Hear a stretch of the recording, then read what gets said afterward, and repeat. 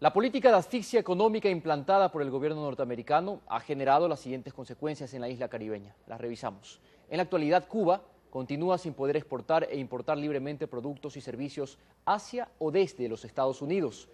No puede utilizar el dólar norteamericano en sus transacciones financieras internacionales o tener cuentas en esa moneda en bancos de terceros países. Tampoco se le permite a Cuba tener acceso a créditos bancarios en Estados Unidos de sus filiales en terceros países y de instituciones internacionales como el Banco Mundial, el Fondo Monetario Internacional o el Banco Interamericano de Desarrollo. El daño económico asciende a 1.157.327 millones de dólares, obstaculizando así el desarrollo económico, social y científico de Cuba. Sobre este debate de la ONU tenemos a Reinaldo Taladrid, él es analista internacional.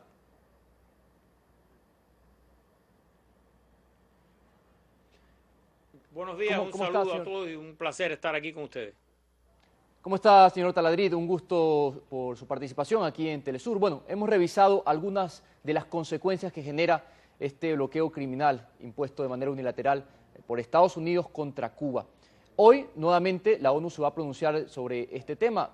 Se visibiliza claramente cuál será la postura, nuevamente un apoyo contundente contra este bloqueo. Se genera inevitablemente la reflexión de que es necesario de que el máximo organismo mundial tenga en algún momento una voz vinculante que de una vez por todas termine con esta medida de hecho. ¿Qué opina usted? Eso está más que claro. Esta es la misma Organización de Naciones Unidas que el propio Estados Unidos ha utilizado para justificar intervenciones militares en terceros países. Irak, la zona de exclusión en Libia, trató de utilizarla para Siria, aunque no pudo, etcétera, etcétera. Pero sin embargo, cuando es algo que tenga que ver con ellos, no. Esto puede ser aplicado al bloqueo en Cuba, puede ser aplicado a que Israel tenga armas nucleares y no pase nada, nadie diga nada, puede ser aplicado a que Estados Unidos se niegue a suscribir determinados tratados que considera que lo pueden afectar o impedir hacer cosas. Eso está más que claro. La casi totalidad de los miembros de esa asamblea votan por una resolución, en este caso la que va a presentar Cuba, y Estados Unidos, como no es vinculante, no hace nada. Ese sistema hay que cambiarlo de manera que sea la organización que refleje la opinión de la mayoría y la voluntad de la mayoría de los países de este planeta. Eso no tenga ninguna duda. Y desgraciadamente, no es el único, pero es un ejemplo muy claro. Estamos hablando claramente de una situación que se ha prolongado en el tiempo de una manera impresionante. O sea, estamos hablando de un genocidio, ha sido la forma como se ha calificado esta situación. 50 años de bloqueo y esto repercute inevitablemente contra la calidad de vida de la población. Sin embargo, señor Taladrid, siempre es importante destacar cómo el pueblo cubano, pese a estas adversidades, trata de salir adelante. ¿Cómo sería el panorama cubano con un pueblo de esa calidad si Estados Unidos hubiera levantado hace muchos años esta medida de hecho? Muy sencillo. ¿Por qué se mantiene? Tú acabas de decir con toda razón el tiempo más largo. Nunca ninguna plaza fue sitiada tanto tiempo y de manera tan brutal. ¿Por qué se mantiene? Porque el objetivo del año entre el 60 y 62 se elaboró, se firmó en el 62. Por cierto, para que se tenga una idea, el presidente Kennedy iba a firmar la ley y antes de firmarla pospuso la ceremonia. ¿Para qué? Para que su asistente fuera a las tiendas y le comprara grandes cantidades de tabaco cubano para tener almacenado y que después de firmar la ley no se viera en un conflicto ético. Eso es una historia real. Ahora bien, ¿por qué se mantiene? Porque el objetivo es el mismo, es derrocar, destruir a la revolución cubana, hacer un cambio de régimen, como se llama en Estados Unidos, por medio de qué, de que sufran escaseces y privaciones los cubanos y que por hambre, por escaseces se subleven contra su gobierno. ¿Qué pasaría si eso termina? Voy a tratar de ilustrártelo con un ejemplo. Casi, según algunos expertos, casi se pudieran duplicar, algunos dicen que duplicar o incrementar en una gran proporción los ingresos que recibe Cuba. Saquen esta cuenta. No puede haber turismo norteamericano a Cuba. Quiero aclarar esto porque a veces algunos reportajes hablan de turistas norteamericanos en Cuba. Eso es falso.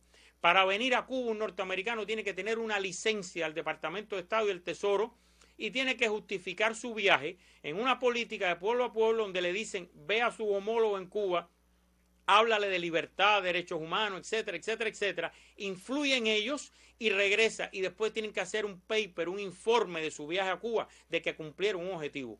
El que venga a Cuba a hacer turismo y las autoridades norteamericanas lo sorprendan puede tener multa de hasta $250,000 o años de privación de libertad, y ha habido varios juicios al respecto. No hay turismo. Si hubiera turismo norteamericano con los 2 millones que se calcula que pudieran venir al año, si Cuba pudiera exportar níquel a países que le venden a Estados Unidos productos, ningún producto que tenga un 5% aproximadamente, no recuerdo la cantidad exacta de níquel cubano, no puede entrar al mercado norteamericano. Si las empresas de biotecnología de Cuba pudieran, como quieren sus homólogas norteamericanas, hacer negocios conjuntos, si el tabaco y el ron cubano pudieran entrar en Estados Unidos, estoy poniendo algunos ejemplos, no todos, eso significaría casi duplicar el dinero que recibe Cuba. Y eso ellos lo saben, por eso mantienen el bloqueo, porque saben que eso significaría para el gobierno cubano poder resolver muchísimos problemas sociales que tiene en Cuba. Ejemplo, la vivienda, por ejemplo, que es un problema social muy grave en Cuba, pudieran resolverse de esta manera, y por eso lo mantienen. ¿Cómo sería el panorama? Cambiaría económicamente la situación, y por eso lo mantienen. Finalmente, señor Taladrid, y muchas gracias por su participación, hablemos de la expectativa, de lo que se espera para los años venideros. El presidente Obama ha sido justamente una de las voces que ha dicho que este bloqueo es absurdo, sin embargo, sus acciones no guardan relación con lo que ha dicho. En todo caso, ¿qué se espera para el futuro, pese a este apoyo contundente de la comunidad internacional a favor, mejor dicho, de esta causa, para levantar de una vez por todas el bloqueo contra Cuba? ¿Qué se espera? Estados Unidos tiene la última palabra, lamentablemente. Se ve la posibilidad de que en algún momento, ojalá más temprano que tarde, se levante este bloqueo comercial. Bueno, desgraciadamente es un complejo de más de 100 normas, leyes y resoluciones norteamericanas, que van desde la firma de la ley del 62, después la firma de la ley Torricelli en el año 92, después la firma de la ley Helms-Burton en el año 96, y todas son leyes vigentes en Estados Unidos. Segundo, hay que ver lo que dice un político cuando no es presidente y después cuando es presidente. Eso es absurdo. Es difícil que hoy sea un político norteamericano, pero después que es presidente a veces cambian. Después que se retiran del cargo dicen otras cosas, como lo han dicho hasta secretarios de Estado generales en Estados Unidos, que dicen eso, que es absurdo. ¿Qué pasa con esto? La política de la administración Obama hoy no ha cambiado, el bloqueo está intacto, siguen poniendo multas a empresas que negocien con Cuba o que le vendan un producto, siguen prohibiendo los viajes a Cuba, siguen prohibiendo el comercio, las exportaciones, todo sigue intacto, no se ha disminuido en nada el bloqueo. La política de viajes y remesas solamente se abrió para los cubanos americanos, y el propio Obama, cuando presentó esta política, por cierto, en un acto en la Fundación Nacional Cubano-Americana como parte de su campaña electoral en el año 2008, Obama dijo que esa política de cubanos americanos con viajes y remesas la abría no solo como una razón humanitaria, sino porque también constituían una palanca, usó la palabra tool en inglés, de la política hacia lograr la democratización, que eso es el cambio de régimen en Cuba. O sea que el bloqueo está intacto en esta administración, no ha cambiado nada en su intensidad.